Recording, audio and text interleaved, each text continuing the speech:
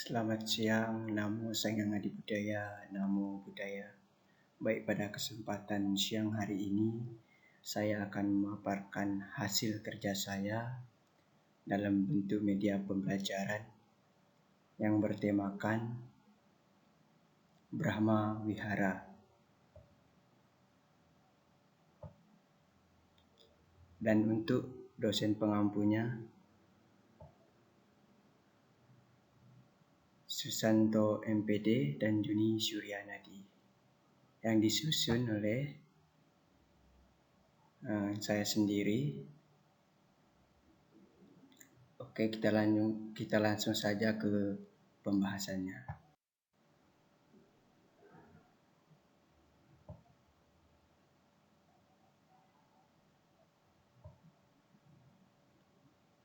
Pengertian Brahma Wihara.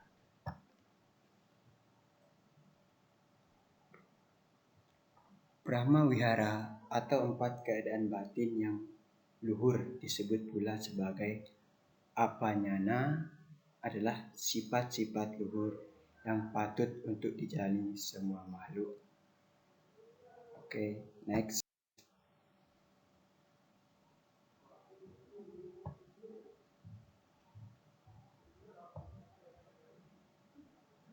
Adapun 4 macam luhur dalam agama Buddha.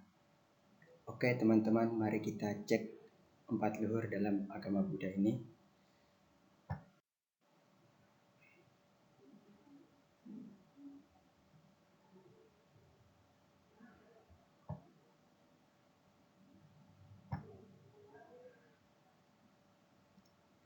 Oke, yang pertama itu metta atau cinta kasih tanpa pamrih. Baik, nyatanya tidak semua bentuk cinta dari seseorang merupakan cinta atau kasih sayang tanpa pamrih. Kebahagiaan orang lain seringkali bisa menjadi pengingat akan penderitaan kita sendiri. Misalnya, seorang ibu yang melindungi anaknya yang tunggal, sekalipun mengorbankan kehidupannya.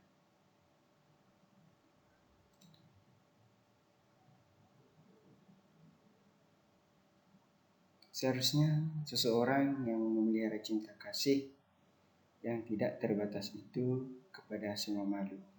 Adapun nasihat guru Buddha tersebut adalah perasaan cinta kasih yang tidak didasarkan pada nafsu seseorang ibu terhadap anaknya, melainkan keinginan yang murni untuk membahagiakan anaknya.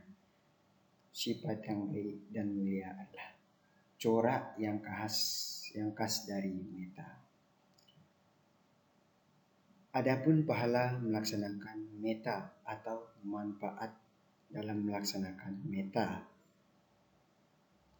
Orang yang penuh metta akan tidur dengan tenang dan bahagia, wajah berseri-seri,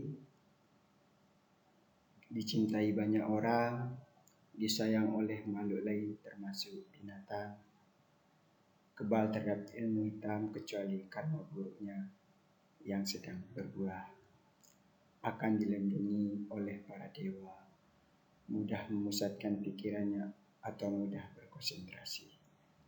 Baik, itu sedikit penjelasan mengenai metta. Oke, next.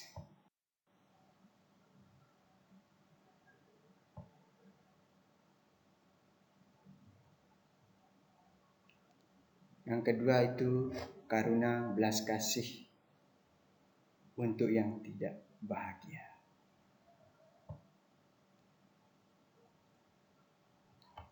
Ajaran Buddha menyarankan agar rasa bahagia ditemukan di dalam hati sebagai pengingat terhadap penderitaan diri sendiri, untuk merasakan belas kasihan bagi orang-orang yang sedang tak bahagia dan berharap agar penderitaan orang lain bisa berhenti. Nah, sifat luhur yang kedua adalah karuna atau belas kasihan yang dirumuskan sebagai sesuatu yang dapat menggetarkan hati ke arah rasa kasihan bila mengetahui orang lain sedang menderita atau kehendak untuk meringankan penderitaan orang lain. Nah, dalam Jataka diceritakan di mana seorang bodhisatwa telah mengorbankan dirinya demi menolong seekor macan betina yang lagi kelaparan, yang ingin memakan anak-anaknya sendiri yang masih kecil-kecil guna menghilangkan laparnya. Dan sesungguhnya unsur kasih sayanglah yang mendorong seseorang menolong orang lain dengan ketulusan hati. Orang yang memiliki kasih sayang yang murni tidak hidup untuk dirinya sendiri, melainkan dia berbagi kebahagiaan untuk orang lain yang sedang merasakan penderitaan. Oke, next.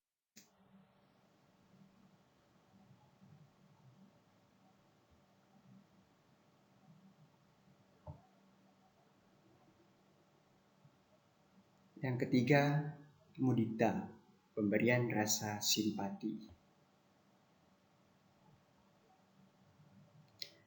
Oke, dengan kata lain, ajaran Brahma Wihara ini mengajarkan untuk menggunakan kebahagiaan dan kesuksesan orang lain sebagai sebuah inspirasi dengan mendorong seseorang atau ibu untuk bersukacita atas kebaikan orang lain.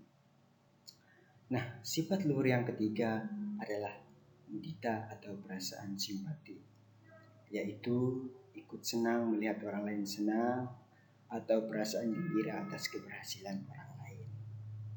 Namun, tidak bisa kita pungkiri bahwa sifat manusia yang menonjol adalah sifat iri hati. Karena untuk memberi ucapan selamat kepada orang yang berhasil tersebut kita tidak pernah melakukannya jika ada jumlahnya sangat sedikit sekali. Adapun salah satu cara untuk menghilangkan perasaan iri hati ini adalah mengembangkan mudita, karena mudita dapat mencabut akar iri hati yang merusak. Mudita juga dapat menolong orang lain mencapai kebahagiaan. Sasaran utama mengembangkan mudita adalah terhadap semua makhluk yang makmur dan sejahtera. Itulah sedikit penjelasan mengenai mudita. Oke, kita lanjut ke slide berikutnya. Yang keempat itu UPK atau keseimbangan batin.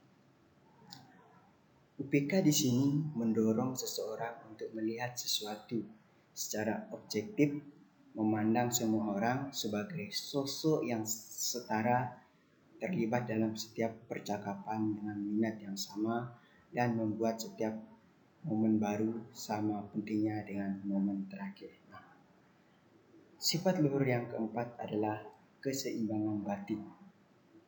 Keseimbangan batin sangat penting sekali, terutama bagi umat awam yang hidup dalam dunia yang kacau balau. Di tengah gelombang keadaan yang naik turun tidak menentu ini.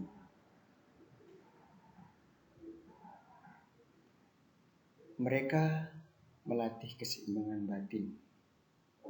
Ada sebuah contoh atau cerita.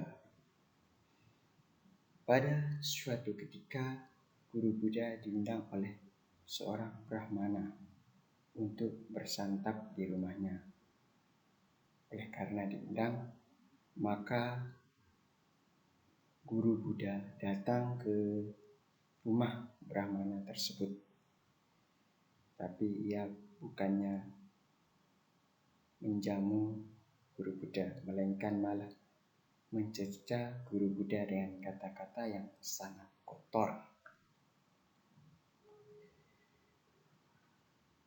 Guru Buddha dikatakan seperti